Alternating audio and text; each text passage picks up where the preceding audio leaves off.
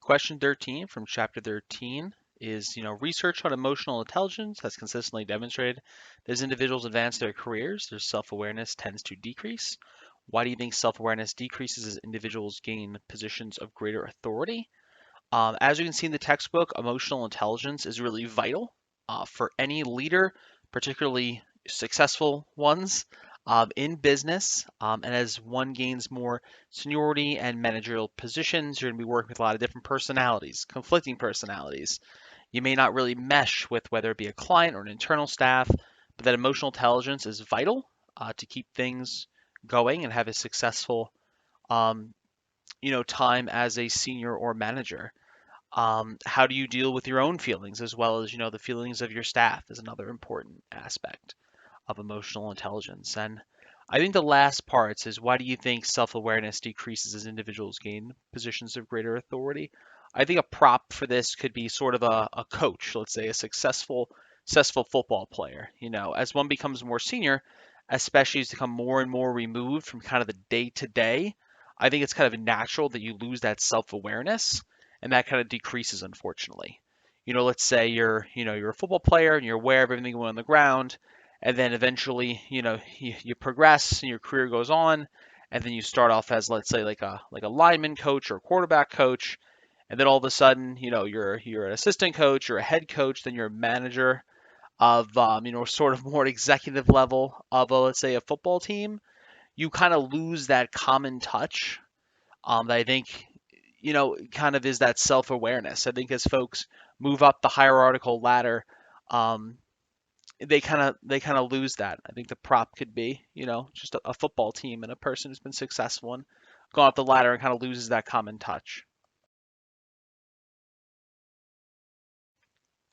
Question 14 from chapter 14 is, in what ways can a new employee build sources of power in an organization?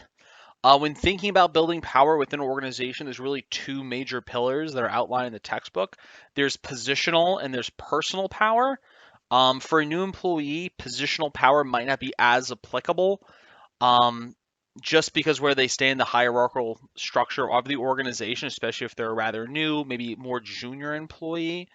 However, if they do work under an influential senior, so they have a really, you know, a manager has a lot of political clout. One of the things they mentioned there in the textbook reading for this week, it could build them up. They could become a recognizable name in the organization that could definitely help their, growth to the top and building, positional power.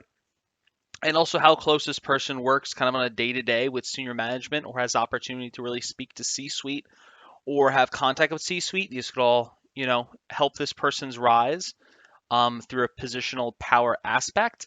But if you're really looking at a new employee, the textbook is pretty straightforward on this. Personal power is probably the most applicable to this person, and how they wield power, outside of their scope and position in the hierarchical ladder. Whether that be formal education, attractiveness, they even mention on the job experience. Those come down to things like, do they dress professionally? Are they, attractive? Do they wear a suit every day? Do they wear a tie? Are they sharp? Do they have a clean haircut? Do they, come to work ready to go? Do they work hard? Are they friendly with colleagues? Do they put in time? Formal education, are they sharp? Do they know their stuff? Are they a good team player? Do they have that on the job experience from a previous firm? All of those things can build personal power, which can help a new employee, as they begin with a firm, really grow and have power.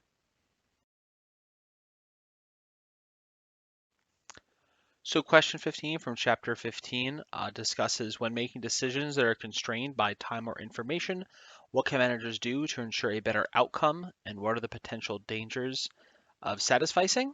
That's question 15's question for chapter 15. Um, just in business, just as in life, decisions are not easy.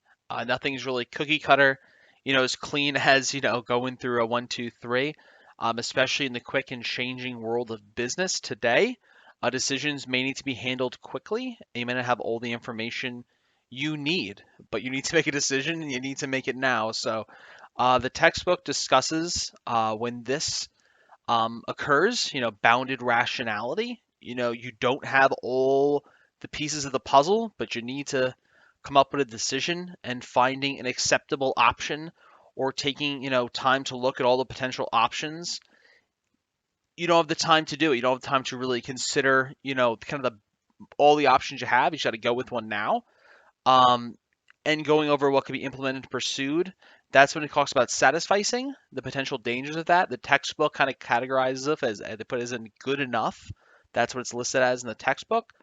Are you just coming up with good enough decisions, or are you coming up with really well thought out, meticulous? Have you went through all the pros and the cons? Have you thought about maybe going left a little more, going completely to the right and not going the direction you're going? Again, when you are constrained by time and information, this may not be really feasible on the ground, but satisficing, coming up with good enough answers. If you do that enough times, you're not really getting a, quality result, either for, your team or the organization as a whole. So definitely something to, be wary of as a manager.